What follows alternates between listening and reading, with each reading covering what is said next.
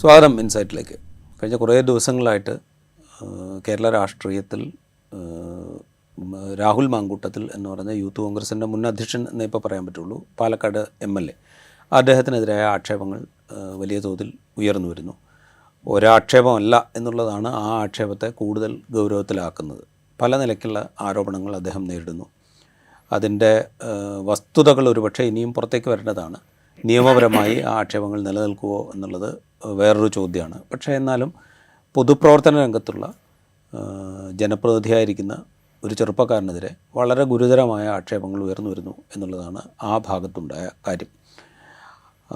അതേ തുടർന്ന് കോൺഗ്രസ് ഒരുപക്ഷെ അതിൻ്റെ ചരിത്രത്തിൽ ഇതുവരെ ഇല്ലാത്ത വിധത്തിൽ വളരെ വേഗത്തിൽ ചില നടപടികൾ സ്വീകരിക്കുന്നു. അദ്ദേഹത്തെ യൂത്ത് കോൺഗ്രസിൻ്റെ അധ്യക്ഷ സ്ഥാനത്ത് നിന്ന് ആദ്യം മാറ്റുന്നു. അതിനുശേഷം പാർട്ടിയുടെ പ്രാഥമിക അംഗത്വത്തിൽ നിന്ന് സസ്പെൻഡ് ചെയ്യുന്നു. ആ സസ്പെൻഷനിൽ ഒരു ചെറിയ പ്രശ്നം പലരും ഉന്നയിക്കുന്നുണ്ട്. അതിന് കാലപരിധി എത്രയാണ് എന്ന് പറഞ്ഞിട്ടില്ല. 1 മാസത്തിലപ്പുറമാണ് സസ്പെൻഷൻ്റെ കാലപരിധി എങ്കിൽ കോൺഗ്രസിൻ്റെ ഭരണഘടന അനുസരിച്ച് ജനപ്രതിനിധി എന്ന സ്ഥാനത്ത് നിന്ന് മാറ്റേണ്ടതാണ് എന്നൊക്കെയുള്ള ആക്ഷേപം ഉന്നയിക്കുന്നത്. എന്തായാലും ചെറുതെങ്കിലും ചില നടപടികൾ വളരെ വേഗത്തിൽ കോൺഗ്രസ് എടുത്തിരിക്കുന്നു എന്നുള്ളത് ഒരു വസ്തുതയാണ്. KPCC പ്രസിഡന്റ് പറഞ്ഞതനുസരിച്ചാണെങ്കിൽ ഞങ്ങൾ എല്ലാവർക്കും സ്വീകാര്യമായ ചില നടപടികൾ സ്വീകരിച്ചിരിക്കുന്നു എന്ന് KPCC പ്രസിഡന്റ് പറയുകയുണ്ടായി. അതിനുശേഷം ഉണ്ടായ ചില കാര്യങ്ങളാണ് ഇന്ന് നമ്മൾ സംസാരിക്കുന്നത്. പ്രതിപക്ഷ നേതാവ് VD സതീശൻ അദ്ദേഹം മാധ്യമങ്ങളോട് സംസാരിക്കുമ്പോൾ, ഇവിടെ കോഴിക്കോട് വെച്ചിട്ടാണ് അദ്ദേഹം മാധ്യമങ്ങളോട് സംസാരിക്കുമ്പോൾ ഈ ആരോപണങ്ങൾക്ക് മറുപടിയായി ചിലത് വരാനിരിക്കുന്നു എന്ന് അദ്ദേഹം പറയുകയുണ്ടായി. അതൊന്ന്, ആരോപണം പുറത്തു വന്നു കഴിഞ്ഞാൽ ഞെട്ടും എന്ന് അദ്ദേഹം പറയുന്നു. ചില ബോംബാണ് വരാതിരിക്കുന്നത് എന്ന് അദ്ദേഹം പറയുന്നു. അത് CPM-നെയും ഇടതുപക്ഷത്തെയും സർക്കാരിനെയും ഉദ്ദേശിച്ചാണെങ്കിൽ അതിന് തൊട്ട് പിറകെ അദ്ദേഹം BJP ഉദ്ദേശിച്ച് ചില കാര്യങ്ങൾ പറയുന്നു. അവർ നടത്തിയ പ്രകടനത്തിൽ കൊണ്ടു നടന്ന കാളയെ വിട്ടുകളയരുത്, അത് കൊണ്ടുപോയി കെട്ടിവെച്ചോളൂ, ഇതാ പുതിയത് വരാൻ. അപ്പോൾ എന്ന് വെച്ച് കഴിഞ്ഞാൽ ഇത് ആരെ ഉദ്ദേശിച്ചിട്ടാണെങ്കിലും ഇപ്പം നമുക്കെതിരെ ഒരു ആരോപണം വരികയാണെങ്കിൽ അതേ മട്ടിലുള്ള ആരോപണം കൊണ്ട് ചെറുക്കാവുന്നതേ ഉള്ളൂ എന്ന മട്ടിലാണ് പ്രതിപക്ഷ നേതാവ് സംസാരിക്കുന്നത്. ഇതേക്കുറിച്ചാണ് നമ്മൾ ഇന്ന് സംസാരിക്കുന്നത്. നമുക്കൊപ്പം ഉള്ളത് MP ബഷീറാണ്. ബഷീറിന് എനിക്ക് തോന്നുന്നത് പ്രതിപക്ഷ നേതൃസ്ഥാനത്തിരുന്നുകൊണ്ട്, അപ്പോൾ ഏതെങ്കിലും ഒരു പാർട്ടിയുടെ ഭാരവാഹിത്വം വഹിക്കുന്ന ഒരാൾക്ക് വേണമെങ്കിൽ ഇങ്ങനെയൊക്കെ വെല്ലുവിളിക്കുകയോ പറയുകയൊക്കെ ചെയ്യാം. പക്ഷെ പ്രതിപക്ഷ നേതൃസ്ഥാനത്തിരുന്നുകൊണ്ട് പറയാവുന്നൊരു കാര്യമാണോ VD സതീശൻ ഇന്നലെ പറഞ്ഞതാ എൻ്റെ കയ്യിൽ ചില വിവരങ്ങളുണ്ട്, ഞാനിത് പൊട്ടിക്കാൻ പോകുന്നു, അല്ലെങ്കിൽ നാളെ ഇത് പൊട്ടാൻ പോവുകയാണ് എന്ന് പ്രതിപക്ഷ നേതൃസ്ഥാനത്ത്? പ്രതിപക്ഷ നേതൃസ്ഥാനം എന്ന് പറഞ്ഞു കഴിഞ്ഞാൽ ചെറിയ സ്ഥാനമല്ലല്ലോ. ഗുരുതരമായ ആക്ഷേപങ്ങൾ അദ്ദേഹത്തിന് അറിയാമെങ്കിൽ അദ്ദേഹം അത് പുറത്ത് പറയുകയും ഇങ്ങനെ ചിലത് നടന്നിരിക്കുന്നു, ഇത് ഗൗരവമുള്ളതാണ്, സർക്കാർ ഇതിൽ നടപടി സ്വീകരിക്കണം എന്ന് പറയുകയും ചെയ്യുക എന്നുള്ളതാണല്ലോ പ്രതിപക്ഷ നേതൃസ്ഥാനത്തിൻ്റെ ഒരു ഉത്തരവാദിത്വം എന്ന് പറയുന്നത്. ആ രീതിയിലാണോ ഇന്നലെ VD സതീശൻ സംസാരിച്ചത്? ഒരിക്കലും അല്ല എന്ന് മാത്രമല്ല, പ്രതിപക്ഷ നേതാവ് എന്നല്ല, ഒരു രാഷ്ട്രീയ പ്രവർത്തകനിൽ, അതുപോലുള്ള സ്റ്റാച്ചറിലുള്ള ആ പൊസിഷനിലുള്ള ഒരു രാഷ്ട്രീയ പ്രവർത്തകനിൽ നിന്ന് ഒരു പ്രശ്നത്തിൻ്റെ മിഡിൽ നിൽക്കുമ്പോൾ ഉണ്ടാവേണ്ട ഒരു റെസ്പോൺസ് അല്ല വന്നത് എന്നാണ് എനിക്ക് തോന്നുന്നത്. അദ്ദേഹത്തിൻ്റെ കയ്യിലെന്തുണ്ട്, UDFൻ്റെ കയ്യിലെന്തുണ്ട്, എന്താണ് വരാൻ പോകുന്നത്, എന്തെങ്കിലും വല്ലതും വരുമോ എന്ന കാര്യത്തിലൊന്നും നമുക്കൊരു തിട്ടവും ഇല്ലെങ്കിൽ കൂടി അങ്ങനെയൊന്ന് കയ്യിലുണ്ടെന്നിരിക്കട്ടെ. ഞാൻ അതിൻ്റെ ധാർമ്മിക പ്രശ്നം, അത് പറഞ്ഞ ലാംഗ്വേജ് ഒക്കെ മാറ്റിവെച്ചാലും അങ്ങനെ ഭരണമുന്നണിയെയോ അല്ലെങ്കിൽ മറ്റൊരു പ്രതിപക്ഷ പാർട്ടിയായ BJPയെയോ പ്രതിസന്ധിയിലാക്കാവുന്ന, നിലവിൽ അവർ പെട്ടിരിക്കുന്ന അവസ്ഥയിൽ നിന്ന് തിരിച്ചൊരു കൗണ്ടർ കൊടുക്കാവുന്ന ഒന്ന് കയ്യിൽ ഉണ്ട് എന്നിരിക്കട്ടെ. സാധാരണഗതിയിൽ ഇങ്ങനെയല്ല അത് കൈകാര്യം ചെയ്യപ്പെടുക. അത് പുറത്തു വിടാനുള്ള കാര്യങ്ങളാണ് രാഷ്ട്രീയ പാർട്ടികൾ സാധാരണ ചെയ്യുക. അത് എന്താണ് എന്നാലോചിക്കും. അതെങ്ങനെ ഒരു എതിർ പാർട്ടിയിലുള്ള നേതാവിനെതിരെയോ കക്ഷിക്കെതിരെയോ ഇത്തരത്തിലുള്ള ധാർമ്മികമായ ഒരു തെളിവ്, അധാർമികതയുടെ ഒരു തെളിവുണ്ടെങ്കിൽ അതെങ്ങനെ പുറത്തു വിടണം? ആ മെത്തേഡ് തന്നെ യഥാർത്ഥത്തിൽ ഒരു മെച്ചേർഡായ മെത്തേഡല്ല. മാധ്യമപ്രവർത്തകരുടെ ചോദ്യത്തിന് മറുപടിയായി ആ ബോഡി ലാംഗ്വേജിലും ആ പ്രശ്നമുണ്ട്, ഒരു ഭീഷണിയുടെ സ്വരം അതിനുണ്ട്. ആവർത്തിച്ച് ചോദിക്കുന്നുണ്ട് മാധ്യമപ്രവർത്തകർ എന്താണ് എന്ന്, വരട്ടെ കാണാം എന്ന് പറയുന്നത്. അവിടെയാണ് ഞെട്ടും എന്നൊക്കെ പറയുന്നത്. യഥാർത്ഥത്തിൽ കേരള രാഷ്ട്രീയത്തെ ഒരു തെരഞ്ഞെടുപ്പിന് തൊട്ട് മുമ്പ് ഒരു തൊഴുത്താക്കി മാറ്റി എല്ലാവരും കൂടി എന്നതാണ്.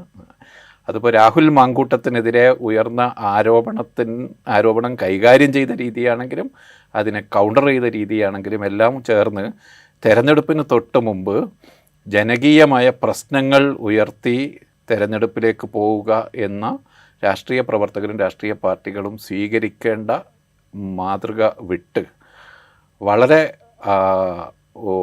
വളരെ ട്രിവിയലായ ചില സംഗതികളുടെ പുറത്ത് ആയിരിക്കും തെരഞ്ഞെടുപ്പ് നടക്കാൻ പോകുന്നത് എന്ന വളരെ മോശമായൊരു സൂചനയാണ് യഥാർത്ഥത്തിൽ ഇത് നൽകിയത്. ഇതിലേ ഇപ്പോൾ ഒരു കാര്യം ഞാൻ ആലോചിച്ച് കഴിഞ്ഞാൽ ഇപ്പോൾ കഴിഞ്ഞ കുറേ കാലം എടുത്തു കഴിഞ്ഞാൽ നമ്മളിത് പലകുറി ഇങ്ങനെ ആവർത്തിക്കുന്നത് കാണുന്നുണ്ട്. ഇപ്പം 2011-16 കാലത്താണെങ്കിൽ സോളാറായിരുന്നു. സോളാർ പോലും സോളാറിൻ്റെ ഗൗരവമായ അഴിമതി വശമല്ല ഡിസ്കസ് ചെയ്യപ്പെട്ടത്. അതിന് പകരം അതിൻ്റെ മറ്റ് ചില എലിമെൻറ്റ്സ് എടുത്തു വെച്ചിട്ടാണ് ചർച്ച ചെയ്തത്. അത് കഴിഞ്ഞ് 2016-2021 കാലഘട്ടത്തിൻ്റെ അവസാന ഘട്ടത്തിൽ ഏതാണ്ട് ഈ ഘട്ടത്തിലാണ് സ്വർണ്ണക്കടത്തുമായി റിലേറ്റ് ചെയ്ത ആക്ഷേപങ്ങൾ വരുന്നത്. അന്നും അതിൽ മുഖ്യ പങ്ക് വഹിച്ച വ്യക്തിയുമായി ബന്ധപ്പെട്ടുള്ള ചാറ്റുകൾ, കമൻറ്റുകൾ, അതിലുൾപ്പെട്ട ആളുകൾ, ഇതൊക്കെയാണ് ഡിസ്കഷൻ വന്നത്. ഇവിടെ വീണ്ടും ആക്ഷേപം അതിനേക്കാൾ ഈ രണ്ട് ഘട്ടത്തിൽ ഉയർന്ന ആക്ഷേപത്തേക്കാൾ ഗൗരവമുള്ള ആക്ഷേപം ഒരുപക്ഷെ ഈ ചെറുപ്പക്കാരനെതിരെ ഉയർന്നിട്ടുണ്ടെന്ന് പറയേണ്ടി വരും. കാരണം വെച്ച് കഴിഞ്ഞാൽ ഒരാളല്ല, പല ആളുകൾ ആക്ഷേപം ഉന്നയിക്കുന്നു. അതിൽ തന്നെ എന്താ പറയുക, ഗർഭഛിദ്രം അടക്കമുള്ള ആക്ഷേപങ്ങൾ വരുന്നു. ഉണ്ടോ ഇല്ലയോ എന്നുള്ളതൊന്നും നമുക്കറിയില്ല. അതൊക്കെ വേറെ നിലയ്ക്ക് അന്വേഷിക്കപ്പെടേണ്ടതാണ്. പക്ഷേ അത് ഗൗരവമുള്ളതാണെന്ന് കണക്കാക്കിയിട്ടായിരിക്കുമല്ലോ കോൺഗ്രസ് ചില തീരുമാനങ്ങൾ. ഞാൻ ചോദിക്കുന്നത്, നമ്മളുടെ തെരഞ്ഞെടുപ്പ് എന്ന് പറയുന്നത് ഇത്തരം ചില, നീ നേരത്തെ സംസാരിച്ചപ്പോൾ പറഞ്ഞ പോലെ ട്രിവ്യലായിട്ടുള്ള ചില സംഗതികൾ മാത്രം ഡിസ്കസ് ചെയ്താൽ മതി എന്നുള്ള തോന്നലിലേക്ക് ഇവരൊക്കെ എത്തുന്നുണ്ടോ ഈ മുതിർന്ന രാഷ്ട്രീയ പ്രവർത്തകർ? അതാണോ നമ്മൾ കണ്ടത്? ആ മെക്കാനിസം അങ്ങനെയായി തീർന്നു എന്നതാണ്. യഥാർത്ഥത്തിൽ രാജീവ് ഇവിടെ പറഞ്ഞ രണ്ട് പ്രശ്നങ്ങളും വളരെ ഗൗരവ സ്വഭാവമുള്ളതായിരുന്നു. സരിതയുടെ പ്രശ്നമാണെങ്കിലും സ്വപ്നയുടെ പ്രശ്നമാണെങ്കിലും യഥാർത്ഥത്തിൽ ആ സ്ത്രീകളെ അതിൽ നിന്ന് മാറ്റിവെച്ചാൽ, അതല്ലെങ്കിൽ ആ പ്രശ്നം വളരെ വളരെ ഗൗരവമുള്ളതായിരുന്നു. ഒരു അധികാരം ലഭിച്ച് 1-2 വർഷം കഴിയുമ്പോഴേക്കും ഒരു സർക്കാരിൻ്റെ നടത്തിപ്പുകാരെവിടെ എത്തിപ്പെടുന്നു എന്നതിന് ഉദാഹരണമായിരുന്നു രണ്ടും. സരിതയുടെ കാര്യത്തിലാണെങ്കിൽ മിനിസ്ട്രിയിൽ 7ഓളം പേരിലേക്ക് കണക്റ്റഡ് ആയി കഴിഞ്ഞിരുന്നു. ആ മുന്നണിയിലെ പല നേതാക്കളിലേക്കും കണക്റ്റഡ് ആയി കഴിഞ്ഞിരുന്നു. അവരുടെ ബിസിനസ്സിൻ്റെ പാർട്ടാണ് ഞാൻ പറയുന്നത്. അതിലെ സെക്ഷുവൽ അല്ലെങ്കിൽ ലൈംഗിക പ്രശ്നവുമായി ബന്ധപ്പെട്ട ആസ്പെക്റ്റ് അങ്ങോട്ട് മാറ്റിവെച്ചാൽ തന്നെ എങ്ങനെയാണ് ഭരണനിർവഹണം നടക്കുന്നത്, എങ്ങനെയാണ് അധികാര കേന്ദ്രങ്ങളിലേക്ക് ആളുകൾ കയറി ചെല്ലുന്നത്, അവർക്ക് എങ്ങനെയാണ് ഇത്തരത്തിലുള്ള ഇല്ലിസിറ്റായ ഇൻഫ്ലുവൻസ് കിട്ടുന്നത് എന്നതിനൊക്കെ വലിയ ഉദാഹരണമായിരുന്നു സരിത പ്രശ്നം. അതുപോലെ തന്നെയായിരുന്നു സ്വപ്ന സുരേഷിൻ്റെ പ്രശ്നവും. എങ്ങനെയാണ് ഈ തരത്തിലുള്ള പലരുടെയും യാത്രകളുമായി ബന്ധപ്പെട്ടൊക്കെ ഡീറ്റെയിൽസ് ലഭിക്കുമ്പോൾ ജനങ്ങൾ തിരഞ്ഞെടുത്ത് അധികാരത്തിലേറ്റുന്ന ഒരു സർക്കാരിൻ്റെ നടത്തിപ്പുകാരുടെ ബിഹേവിയറൽ പാറ്റേണിൽ പെട്ടെന്നുണ്ടാവുന്ന മാറ്റം, അധികാരലബ്ധി കഴിഞ്ഞ് ഉണ്ടാവുന്ന മാറ്റങ്ങളെക്കുറിച്ചുള്ള വലിയ 2 ഉദാഹരണങ്ങളായിരുന്നു അത്. ആ ആസ്പെക്റ്റ് ചർച്ചയിലേക്ക് വരുന്നേയില്ല. പകരം അതിൻ്റെ തുണ്ടുകളാണ് ആളുകൾ എടുക്കുന്നത്. അതിൽ പ്രധാനമായും എനിക്ക് തോന്നുന്നത് രാഷ്ട്രീയ പാർട്ടികളുടെ ഫുഡ് സോൾജേഴ്സാണ് ഈ കർമ്മം നിർവഹിക്കുന്നത്. രാഷ്ട്രീയ നേതാക്കളെക്കാൾ കൂടുതൽ സോഷ്യൽ മീഡിയയുടെ എമർജൻസിന് ശേഷം രാഷ്ട്രീയ നേതാക്കളെ പോലെ തന്നെ പ്രധാനപ്പെട്ടതാണ് അവരുടെ സോഷ്യൽ മീഡിയ ഫുഡ് സോൾജേഴ്സ്. അവരാണ് ഈ കർമ്മം വളരെ ഡീസെൻട്രലൈസ് ചെയ്ത് നടപ്പാക്കുന്നത്. അവിടെ 2 മുന്നണികളും അല്ലെങ്കിൽ എല്ലാ രാഷ്ട്രീയ പാർട്ടികളും യഥാർത്ഥത്തിൽ പാർട്ടി നയമല്ല, ഈ ഗ്രൗണ്ടിൽ ഡീസെൻട്രലൈസ്ഡായി വികേന്ദ്രീകൃതമായി നടക്കുന്ന അവരുടെ ഈ ഏറ്റവും ഗ്രൗണ്ടിലുള്ള ആർമി ഉണ്ടല്ലോ, അവരാണ് യഥാർത്ഥത്തിൽ ഇപ്പോൾ രാഷ്ട്രീയ പാർട്ടികളെപ്പോലും നിയന്ത്രിക്കുന്നത് എന്നാണ് എനിക്ക് തോന്നുന്നത്. അത് പറയുമ്പോഴേ അപ്പോൾ അതിന് പാകത്തിലുള്ള ചില സംഗതികൾ ഇട്ടുകൊടുക്കുക എന്നുള്ള പണി മാത്രമേ ഉള്ളൂ ഈ പറയുന്ന നേതൃതലത്തിൽ ഇരിക്കുന്നവർക്ക്. അങ്ങനെ വിചാരിക്കുമ്പോൾ അവർ നമ്മൾ മുൻപിൽ കാണുന്ന ഇപ്പോൾ എതിരാളികളെ അടിക്കുക എന്നുള്ളതിനോടൊപ്പം അവനവൻ്റെ ഒരു ഞാൻ ഉണ്ടാക്കിയെടുക്കുന്ന ഒരു ലെവലുണ്ടല്ലോ, അല്ലെങ്കിൽ ഞാൻ ലക്ഷ്യമിടുന്ന ചില സ്ഥാനങ്ങളുണ്ടല്ലോ, ഇതിനൊക്കെ പാകത്തിലേക്ക് അജണ്ട നിശ്ചയിക്കുക എന്നത് മാത്രം മതി എന്നുള്ള ഒരവസ്ഥയിലേക്ക്. തീർച്ചയായും ഞാൻ ഈ രാഹുൽ മാങ്കൂട്ടത്തിൻ്റെ അതിൻ്റെ നിയമപരമായി അത് എവിടെയും എത്തിയിട്ടില്ല. കോടതിയിലോ അല്ലെങ്കിൽ പോലീസ് സ്റ്റേഷനിൽ പോലും ഒരു പരാതിയായിട്ടില്ല. എന്ന ആസ്പെക്ട്സ് ഒക്കെ അവിടെ നിലനിൽക്കുന്നു. പക്ഷേ വളരെ ഗൗരവ സ്വഭാവമുള്ള ഒരു പ്രശ്നമാണ് മുന്നോട്ട് വന്നത്. തിരഞ്ഞെടുക്കപ്പെട്ട ഒരു MLAയുടെ ഒരു പ്രിഡേറ്റർ സ്വഭാവം അതിലുണ്ട്. അതിലുടനീളം എനിക്ക് ഈ വിഷയത്തിൽ ഇൻവോൾവായ 2 പെൺകുട്ടികളെ എനിക്ക് വ്യക്തിഗതമായിട്ട് അറിയാവുന്നവരാണ്, എൻ്റെ മുൻ സഹപ്രവർത്തകരായിരുന്ന ആളുകൾ. ആ വളരെ ജെന്യുവനായ കേസാണ് ഇത് എന്ന കാര്യത്തിൽ എനിക്ക് യാതൊരു തരത്തിലുള്ള തർക്കവുമില്ല. ഒരു പ്രിഡേറ്ററുടെ സ്വഭാവം, ഒരു ഇരപിടിയുടെ സ്വഭാവം യഥാർത്ഥത്തിൽ രാഹുൽ മാങ്കൂട്ടത്തിൻ്റെ പുറത്തു വന്ന കാര്യങ്ങളിലുണ്ട്. അതിൽ നിയമപരമായി അതിൻ്റെ സ്റ്റേജ് എന്താണ്, പരാതി ഉണ്ടായോ കംപ്ലൈൻ്റ് ഉണ്ടായോ എന്നത് അപ്രസക്തമാണ് ഒരു രാഷ്ട്രീയ പ്രവർത്തകനെ സംബന്ധിച്ചിടത്തോളം. അതേസമയം വളരെ ജനസമൂഹത്തിന് മുമ്പിൽ വെളിവാകുന്ന വിധത്തിൽ അദ്ദേഹത്തിൻ്റെ സ്വഭാവം എന്താണ് എന്ന് റിവീൽഡായി കഴിഞ്ഞു. അവിടെ ഒരു രാഷ്ട്രീയ പാർട്ടിക്ക്, തെരഞ്ഞെടുപ്പ് നേരിടാൻ പോകുന്ന ഒരു പ്രതിപക്ഷ രാഷ്ട്രീയ പാർട്ടിക്ക് ചെയ്യാവുന്ന കാര്യം ആ പാർട്ടിയിൽ നിന്ന് ഇയാളെ ഡിറ്റാച്ച് ചെയ്യുക എന്നതാണ്. അത് സൂക്ഷ്മമായി ചെയ്യാവുന്ന അവസ്ഥയിലല്ല കോൺഗ്രസ് അപ്പോഴേക്കും എന്താ ചെയ്യുന്നതെന്ന് പറഞ്ഞാൽ കോൺഗ്രസ്സിനകത്തെ പ്രശ്നങ്ങൾ സെറ്റിൽ ചെയ്യാനാണ് നോക്കുന്നത്. കോൺഗ്രസ്സിലെ വിവിധ ഗ്രൂപ്പുകളുടെ നേതാക്കളുടെ കാലാൾപ്പട അവരവരുടെ നേതാക്കൾക്ക് വേണ്ടി യുദ്ധം നയിക്കുന്ന കാഴ്ചയാണ് കഴിഞ്ഞ 2 ആഴ്ചയായിട്ട് സോഷ്യൽ മീഡിയയിൽ കോൺഗ്രസിൻ്റെ പ്രൊഫൈലുകളിൽ നമ്മൾ കാണുന്നത്. ഒരവസ്ഥ കോൺഗ്രസ്സിനില്ല. അവരവരുടെ നേതാക്കളുടെ കൂലിപ്പട്ടാളമാണ് യഥാർത്ഥത്തിൽ ഈ ക്യാമ്പയിൻ നയിക്കുന്നത്. അതാണ് ഞാൻ പറഞ്ഞത്, രാഷ്ട്രീയ പാർട്ടികൾക്ക് അവരുടെ അടിത്തട്ടിലുള്ള അണികളുടെ മേലെയുള്ള നിയന്ത്രണം നഷ്ടപ്പെട്ടു പോയ ഒരു അവസ്ഥയുണ്ട്. അല്ലെങ്കിൽ അണികളുടെ ഒരു ആവേശത്തിനനുസരിച്ച് അവർക്ക് മെറ്റീരിയൽ ഇട്ട് കൊടുക്കുന്ന അവസ്ഥയിലേക്ക് അത് മുതിർന്ന നേതൃത്വവും മാറിക്കഴിഞ്ഞിരിക്കുന്നു. ജനങ്ങളെ സംബന്ധിച്ച് നോക്കുമ്പോൾ ഒരു വ്യക്തിയുടെ ഒരു സ്വഭാവ വൈകൃതവുമായി ബന്ധപ്പെട്ട ഒരു പ്രശ്നം അടുത്ത തെരഞ്ഞെടുപ്പിൻ്റെ അജണ്ട സെറ്റ് ചെയ്യാൻ പോകുന്നു എന്ന ഗതികെട്ട അവസ്ഥയിലേക്കാണ് യഥാർത്ഥത്തിൽ പോകുന്നത്. ഇതിനെ ഇപ്പോൾ എതിർപക്ഷത്ത് നിൽക്കുന്ന ആളുകൾ, അതിപ്പോൾ ഭരണപക്ഷമാവാം പ്രതിപക്ഷമാവാം, ഇപ്പോൾ രാഹുൽ മാങ്കൂട്ടത്തിൽ എന്ന് പറയുന്ന വ്യക്തി ഭരണപക്ഷത്തായിരുന്നുവെങ്കിൽ പ്രതിപക്ഷം അത് ഉപയോഗിക്കുന്നു. ഇപ്പോൾ അയാൾ പ്രതിപക്ഷത്തായതുകൊണ്ട് ഭരണപക്ഷം അത് ഉപയോഗിക്കുന്നു. എന്ന് വെച്ചാൽ ഒരു സൗകര്യമുണ്ട് ഇവിടെ. അതൊരു ഇപ്പം നേരത്തെ ബഷീർ സൂചിപ്പിച്ചൊരു കാര്യമുണ്ടല്ലോ, ഈ ചെറുപ്പക്കാരനായ നേതാവ് ഒരു പ്രിഡേറ്റർ എന്നുള്ള നിലയിൽ ഇടപെടുന്നു എന്നുള്ളത് ഏതാണ്ട് എക്സ്പ്ലിസിറ്റായി നിൽക്കുകയാണ് നമ്മുടെ മുമ്പിൽ. അതവിടെ ഉണ്ട്. അയാളെ മാറ്റി നിർത്തുക, അയാളെ ഒഴിവാക്കുക എന്നുള്ള കാര്യം ചെയ്യാൻ പ്രതിപക്ഷത്തിന് നേതൃത്വം നൽകുന്ന കോൺഗ്രസ്സിന് കഴിയാതെ വരുന്ന ഒരു അവസ്ഥയും അവിടെയുണ്ട്. അതിന് ഫലപ്രദമായി ഉപയോഗിക്കുക എന്നുള്ള കാര്യം മാത്രം ഭരണപക്ഷം ചെയ്താൽ മതി എന്നുള്ള അവസ്ഥയിലേക്കാണ് നമ്മൾ കാര്യങ്ങൾ എത്തി.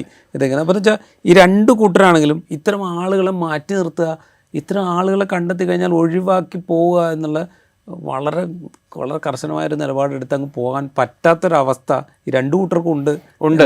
അതുണ്ട്. അതോടൊപ്പം തന്നെ ഇതിൻ്റെ ഒരു ടൈമിങ്ങിൽ അതും കൂടി ആ കാര്യമാണ് ഇതിൽ ഏറ്റവും മൈന്യൂട്ടായിട്ടുള്ള ടൈമിംഗ്. പാലക്കാട് ഒരു ഉപതെരഞ്ഞെടുപ്പ് കഴിഞ്ഞു.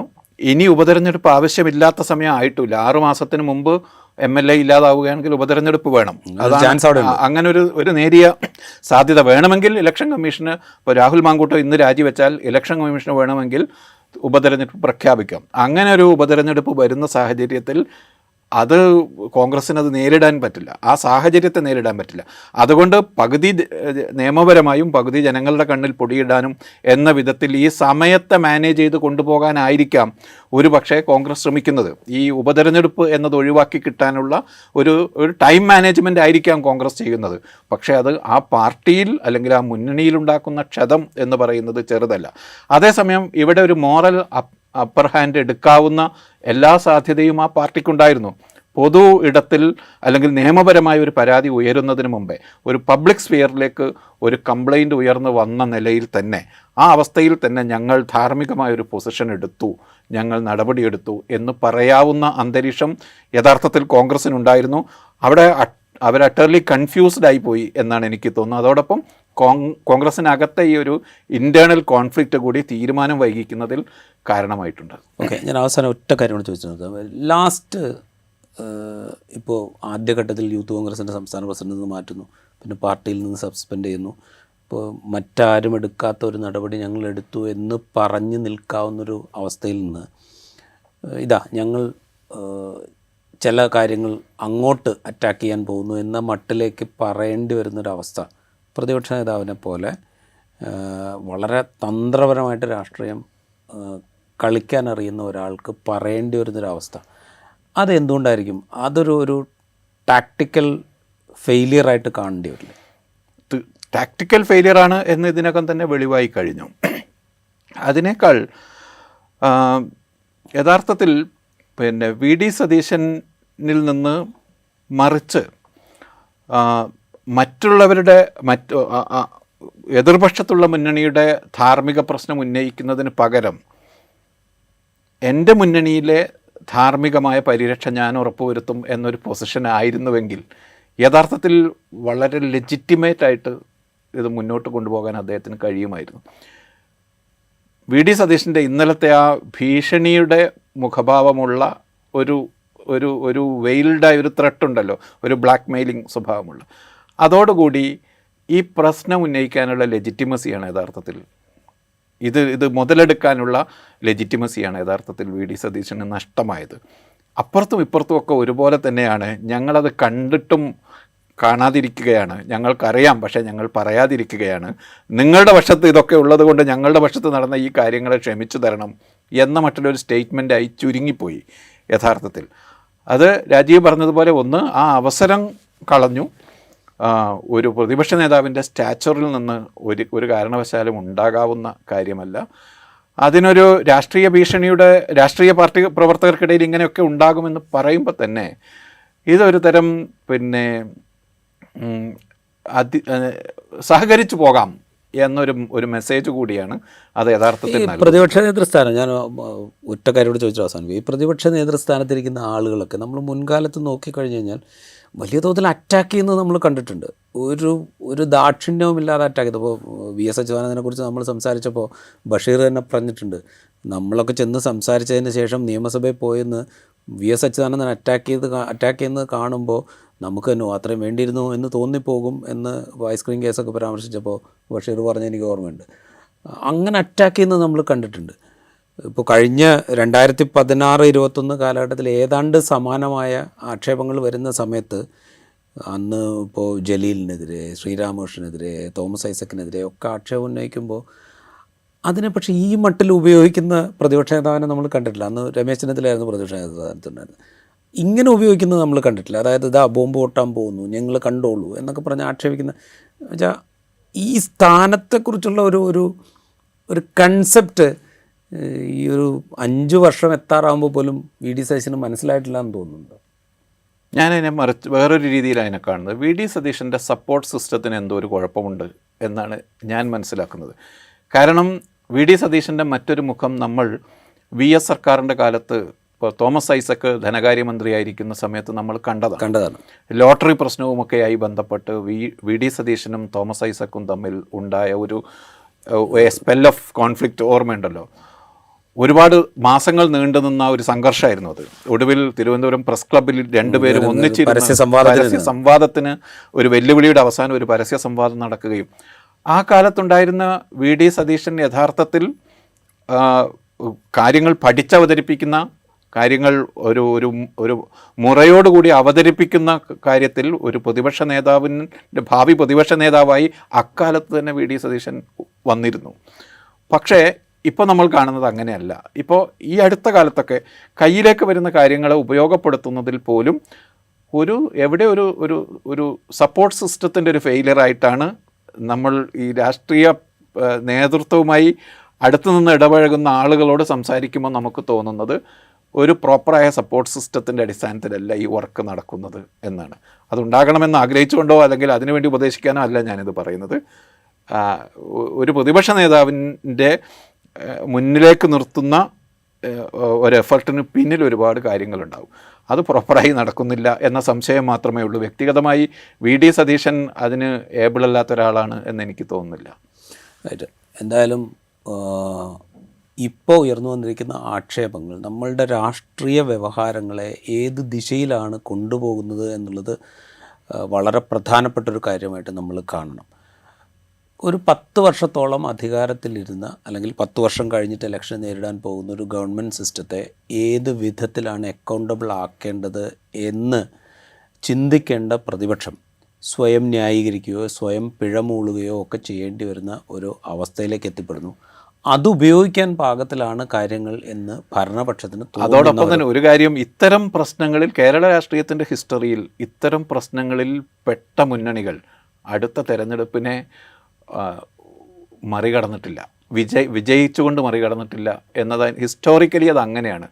പി ടി ചാക്കോയുടെ പ്രശ്നം മുതൽ കുഞ്ഞാലിക്കുട്ടിയുടെ പ്രശ്നം മുതൽ പല പല ഘട്ടങ്ങളിലായുള്ള ഇത്തരത്തിൽ ചെറിയ ആരോപണങ്ങൾ ഉയർന്നു വന്ന ഘട്ടത്തിൽ പോലും ഇത്തരത്തിൽ മാസീവായി ഒരു ലൈംഗിക പ്രശ്നം ഉന്നയിക്കപ്പെട്ടതിന് ശേഷമുള്ള ഇലക്ഷനിൽ ആ മുന്നണിക്ക് പെർഫോം ചെയ്യാൻ കഴിഞ്ഞിട്ടില്ല എന്നതുകൂടി ഇതിൻ്റെ കൂട്ടത്തിൽ നമ്മൾ ഓർക്കേണ്ടതാണ്. അതുകൊണ്ട് ഇത് ലോങ് ലാസ്റ്റിംഗ്, ഇത് ഇമ്പാക്ട്ഫുൾ ആവാനുള്ള സാധ്യത കൂടുതലാണ്. അതായത് അതൊരു അവസരമായിട്ട് എടുക്കുക എന്നുള്ള മട്ടിലേക്ക് അതെ, രാഷ്ട്രീയ വ്യവഹാരം മാറിക്കൊണ്ടിരിക്കുന്നു എന്ന് നമ്മൾ കാണാതിരുന്നുകൂടാ. അതാണ് ഒരു പക്ഷേ വളരെ ഗൗരവത്തിൽ നമ്മൾ പരിശോധിക്കുന്നത്. ഈ സംഭവത്തിൻ്റെ ഗൗരവത്തെ ഒട്ടും കുറച്ച് കാണുകയല്ല, അതിൻ്റെ നിയമപരമായ നടപടിക്രമങ്ങളിലൂടെ ഈ പ്രിഡേറ്റർ സ്വഭാവം കാണിച്ച വ്യക്തികളുണ്ടെങ്കിൽ അവർക്ക് നിയമം അനുശാസിക്കുന്ന ശിക്ഷയിലേക്ക് എത്തിക്കുക എന്നുള്ളത് ഉത്തരവാദിത്വം തന്നെയാണ്. അത് രാഷ്ട്രീയ നേതൃത്വത്തിൻ്റെ ഉത്തരവാദിത്തമാണ്, ഭരണകൂടത്തിൻ്റെ ഉത്തരവാദിത്തമാണ്, പൊതുവിൽ സമൂഹത്തിൻ്റെ ഉത്തരവാദിത്തമാണ്. പക്ഷേ അത് മാത്രമാണ് പ്രധാനപ്പെട്ട സംഗതി.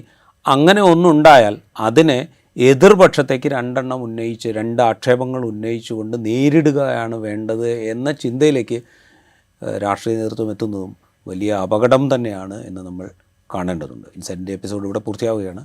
മറ്റു എപ്പിസോഡുമായി വീണ്ടും കാണാം.